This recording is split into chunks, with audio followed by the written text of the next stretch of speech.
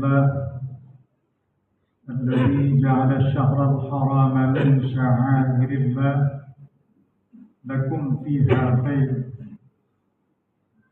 أشهد أن لا إله إلا الله وحده لا شريك له وأشهد أن محمدا عبده ورسوله الذي لا نبي بعده.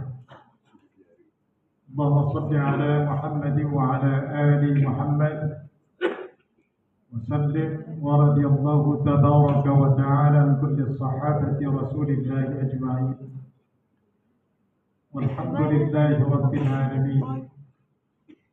أما بعد فيا عباد الله أوصيكم وإياي بتقوى الله فقد فاز المتقون. فقال الله في القرآن الكريم أعوذ بالله من الشيطان الرجيم يا أيها الذين آمنوا اتقوا الله حق تقاته ولا تموتن إلا وأنتم مسلمون. فقال تعالى يا أيها الذين آمنوا اتقوا الله وقولوا قولا سديدا يصلح لكم أعمالكم ويغفر لكم ذنوبكم ومن يطع الله ورسوله فقد فاز فوزا عظيما. فقال رسول الله صلى الله عليه وسلم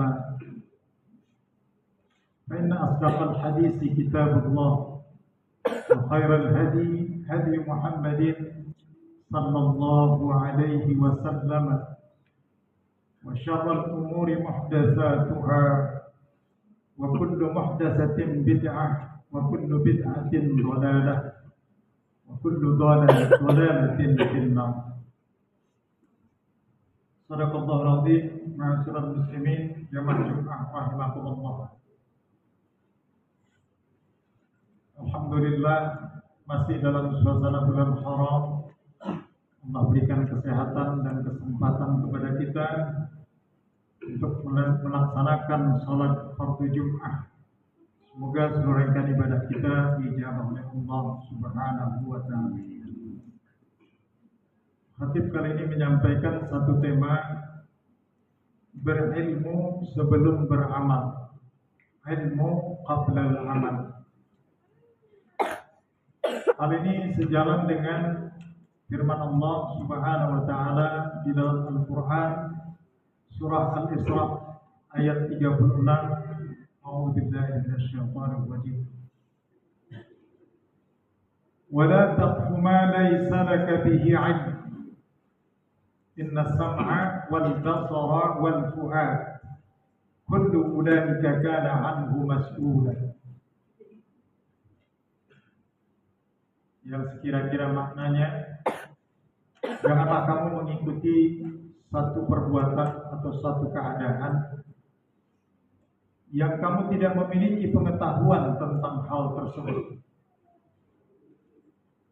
Karena nanti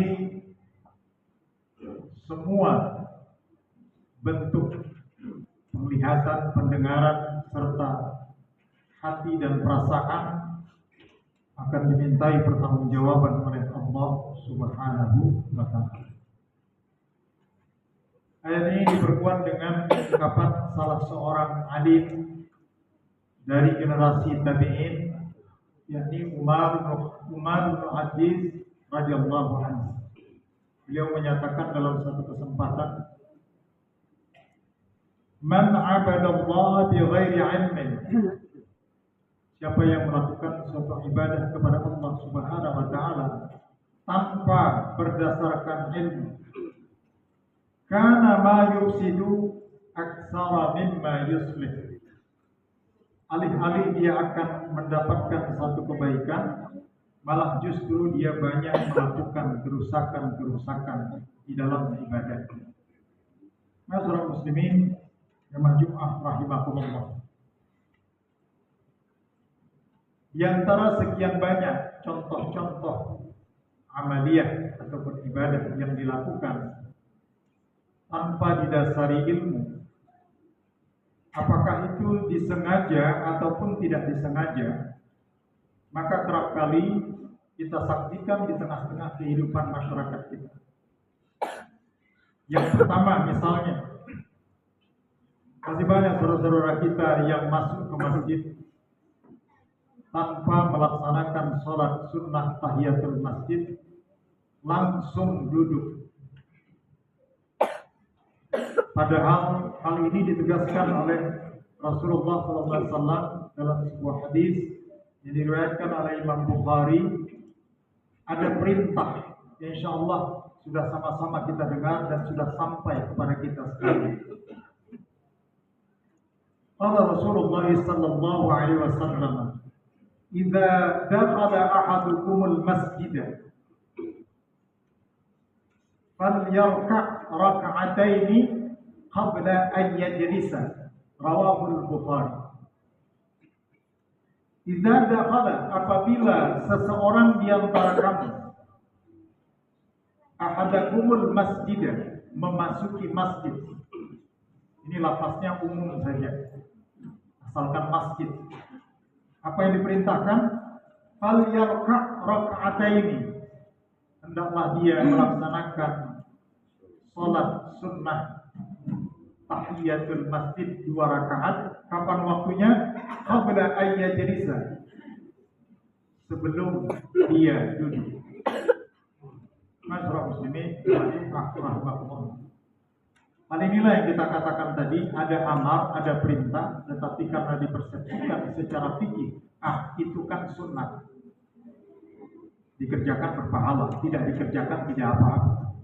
Sunnah dalam pengertian fikih sedikit berbeda dengan pemahaman sunnah dalam rangka ittiba' Rasul. Kita tidak memahami sesuatu amalan sunnah itu dikerjakan berpahala, ditinggalkan tidak berdosa. Tetapi poin kita adalah apakah kita telah melaksanakan suatu amaliyah ittiba' Rasul, mengikuti sunnah Rasulullah sallallahu alaihi wasallam. Bahkan ada satu riwayat yang sangat populer, ketika Rasulullah SAW sedang berdiri menyampaikan khutbahnya di atas mimbar, masuklah seorang sahabat yang langsung duduk saat Rasulullah SAW menyampaikan khutbahnya.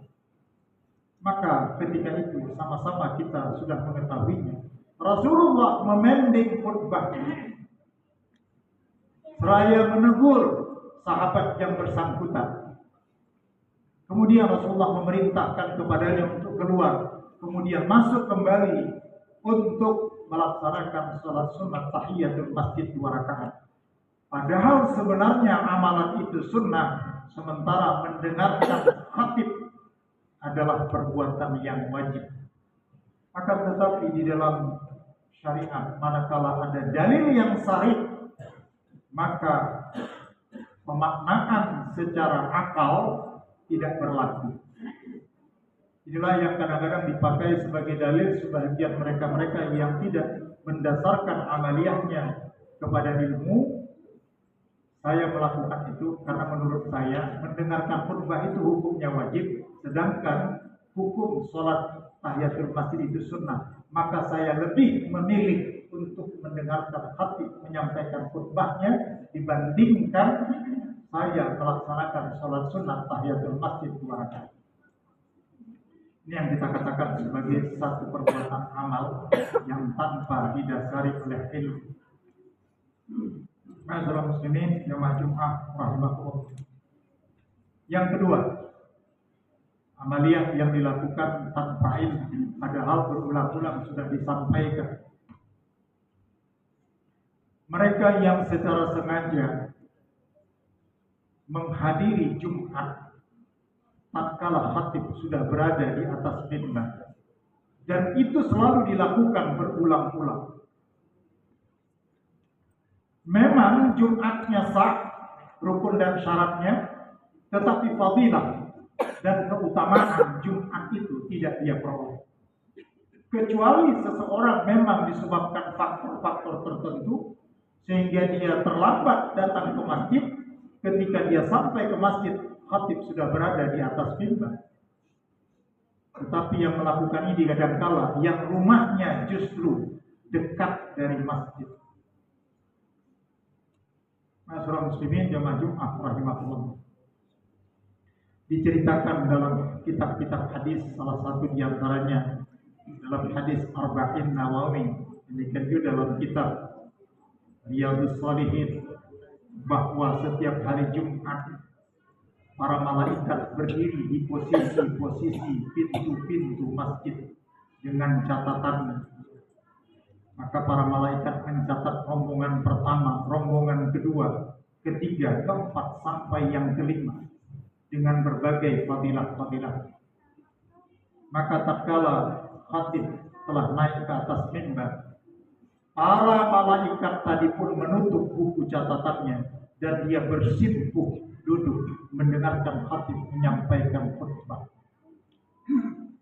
Inilah yang dipahami oleh para ulama, bahwa mereka-mereka yang mendatangi Jumat dengan sengaja ketika khatib sudah berada di atas mimbar, Jumatnya sah, akan tetapi fadilah dan keutamaan Jumat tidak dia beroleh. Alangkah ruginya. Manakala kita mendasarkan amaliyah berdasarkan ilmu, insya Allah kita tidak akan melakukan perbuatan-perbuatan yang sedemikian itu dan bahkan selalu berulang. Karena banyak juga yang tidak paham bahwa sesungguhnya gabungan antara khatib menyampaikan khutbah dengan sholat Jumat 2 rakaat yang akan dilaksanakan itu merupakan satu paket yang dianalogikan dengan 4 rakaat sholat zuhur. Maka di kasus sholat Jumat dipisahkan dengan 2 rakaat, digantikan dengan khutbah Jumat, dan 2 rakaatnya lagi kita laksanakan dengan melaksanakan sholat secara berjamaah. Masyarakat muslimin jamaah Jumat rahimahullah. Kemudian yang terakhir, yang ketiga, masih terdapat di antara kita melakukan suatu amaliyah sunnah yang sebenarnya antara yang muakkadah dengan yang ghairu muakkadah. Selalu yang dilakukan ternyata yang ghairu muakkadah, sementara yang muakkadahnya ditinggalkan. Awal mula azan 2 kali di masa pemerintahan Khalifah Utsman bin Affan radhiyallahu anhu. Yang ketika itu telah diingatkan oleh salah seorang sahabat yang kita kenal sebagai Abdullah bin Umar atau Ibnu Umar. Wahai Utsman, apakah langkah yang kamu lakukan ini kelak tidak akan menjadi persoalan di belakang hari? Ketika itu Utsman bin Affan menjawab, aku melakukan ini besok dan pada saat waktu Jumat belum masuk. Oleh karena itu praktiknya sebagian masjid kita lihat ketika waktu Jumat sudah masuk maka dikumandangkan azan 2 kali. Kita tidak mendapatkan dalil bahwa satu waktu ada azan 2 kali. Sangat berbeda praktiknya dengan yang dilakukan oleh sahabat Utsman bin Affan. Ketika itu dia mengumandangkan azan pertama besok dan waktu Jumat belum masuk. Maka bagaimana pertanggungjawaban kita? Sebagian masjid yang melaksanakan azan 2 kali pada waktu sholat Jumat sudah masuk. Ketika itu maka berbondong-bondonglah semuanya melaksanakan sholat sunnah qabliyah. Maka kita memahami ini sebagai ikhtilaf. Tetapi kalaupun dia memang disyariatkan, qabliyahnya itu berstatus ghairu muakkadah. Bahkan kalau kita ini lebih teliti, yang diperintahkan sebenarnya adalah salat sunat 2 rakaat salam, 2 rakaat salam, 2 rakaat salam sebanyak-banyaknya yang kita tidak menyebutnya sebagai sholat sunnah qabliyah, tetapi sholat sunnah intizar, menunggu saat khatib naik ke atas mimbar. Setelah khatib di atas mimbar, maka stop.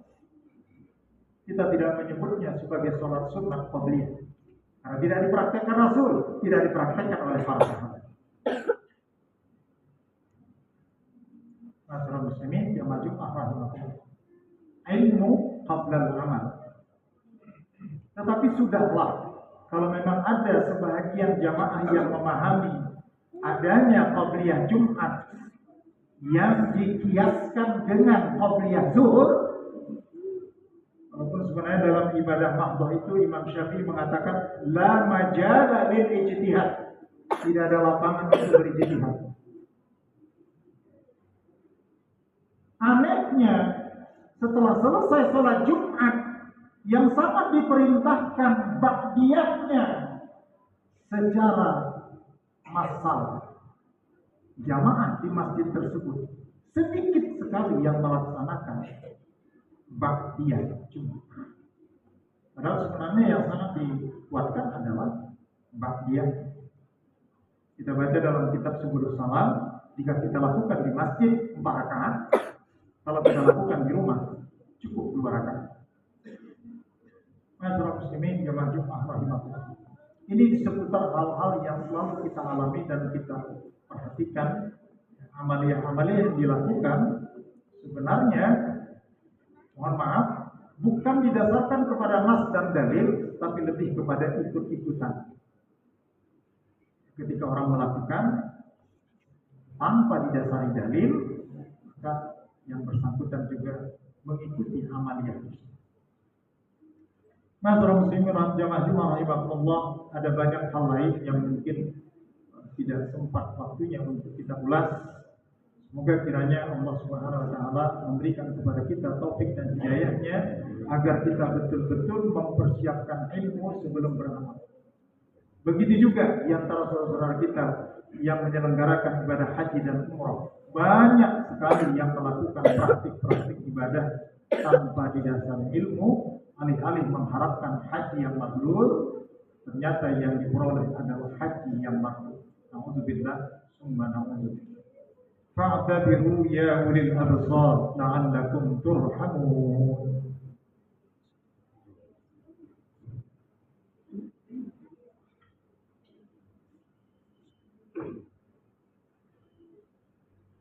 Innal hamdalillah nahmaduhu wa nasta'inuhu wa nastaghfiruh wa na'udzu billahi min shururi anfusina wa min sayyiati a'malina. Man yahdihillahu fala mudilla lahu wa man yudlil fala hadiya lahu. Ashhadu an la ilaha illallah wahdahu la sharika lahu wa ashhadu anna Muhammadan 'abduhu wa rasuluhu alladzi la nabiyya ba'dahu. Allahumma shalli wa sallim وبارك على هذا النبي الكريم نبينا محمد صلى الله عليه وسلم وعلى آله وصحبه أجمعين ومن تبعهم بإحسان إلى يوم الدين. أما بعد فيا عباد الله أوصيكم ونفسي وإياي بتقوى الله فقد فاز المتقون. فقال الله في القرآن الكريم أعوذ بالله من الشيطان الرجيم يا أيها الناس اعبدوا ربكم الذي خلقكم والذين من قبلكم لعلكم تتقون. فقال تعالى ولم يزل قائلا عليما إن الله وملائكته يصلون على النبي يا أيها الذين آمنوا صلوا عليه وسلموا تسليما. اللهم صل على محمد وعلى آل محمد كما صليت على إبراهيم وآل إبراهيم وبارك على محمد وآل محمد كما باركت على إبراهيم وآل إبراهيم إنك حميد مجيد. اللهم اغفر للمسلمين والمسلمات والمؤمنين والمؤمنات الأحياء منهم والأموات إنك سميع قريب مجيب الدعوات ويا قاضي الحاجات. ربنا اغفر لنا ولإخواننا الذين سبقونا بالإيمان ولا تجعل في قلوبنا غلا للذين آمنوا ربنا إنك رؤوف رحيم. ربنا ظلمنا أنفسنا وإن لم تغفر لنا وترحمنا لنكونن من الخاسرين. ربنا آتنا في الدنيا حسنة وفي الآخرة حسنة وقنا عذاب النار. سبحان ربك رب العزة عما يصفون وسلام على المرسلين والحمد لله رب العالمين. أقم الصلاة.